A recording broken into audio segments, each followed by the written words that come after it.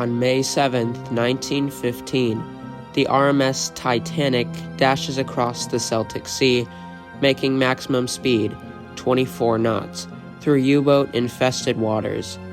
Voyages of this risk were highly warned to be dangerous by the American public. Despite this, over 1,900 people were on board. The mood was grim as the passengers and crew knew of the dangers of German submarine patrols. Soon this fear would turn reality. 2:10 p.m. On the crisp afternoon, a stream of bubbles was sighted off the starboard side. Crewmen yelled to sound alarm, but nothing could be done. Evasive action was too slow, and the bubble trail disappeared on the side of Titanic, followed by an explosion that rocked the ship. Soon after, a second, larger explosion sent Lifeboat 3 hurtling into the ocean, as well as other bits of debris. Following the blast, boiler rooms 6 and 5 were both flooded. This was caused by the hole being directly on the bulkhead between boiler room 6 and 5. The second explosion was due to the massive inrush of water coming in contact with the red-hot boilers, therefore creating a huge amount of steam that caused another detonation.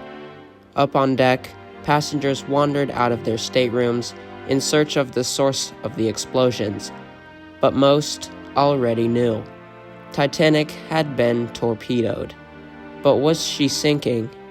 At this point, the ship was sitting significantly lower in the water than moments prior, as well as a slight list to starboard.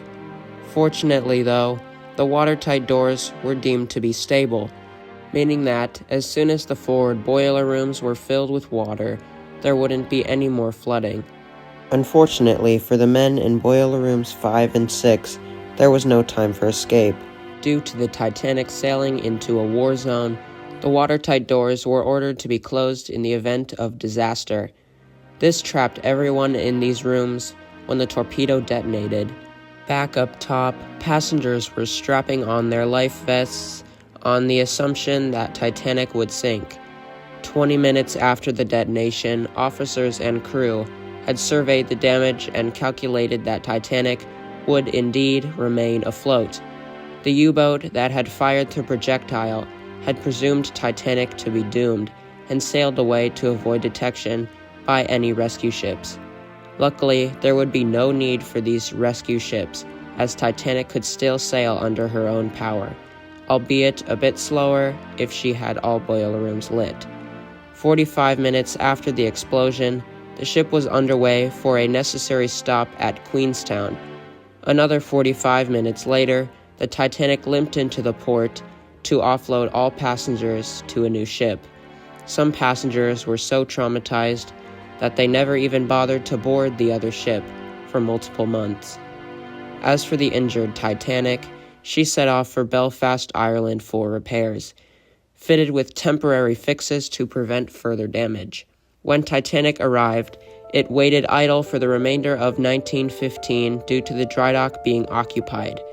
Soon, Titanic was repaired and pushed into service as a troop transport, much like Titanic's sister Olympic.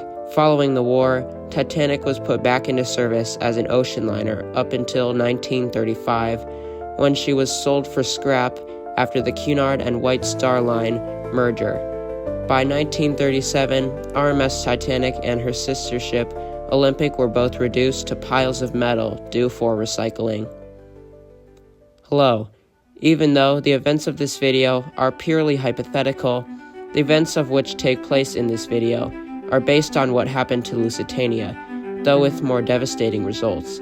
I hope you've enjoyed the first video in my series of what-if scenarios, and I thank you for watching. What scenarios would like to be seen in a future video? If you have any suggestions, comment down below. Anyway, have a fantastic rest of your day, and I hope to see you again soon.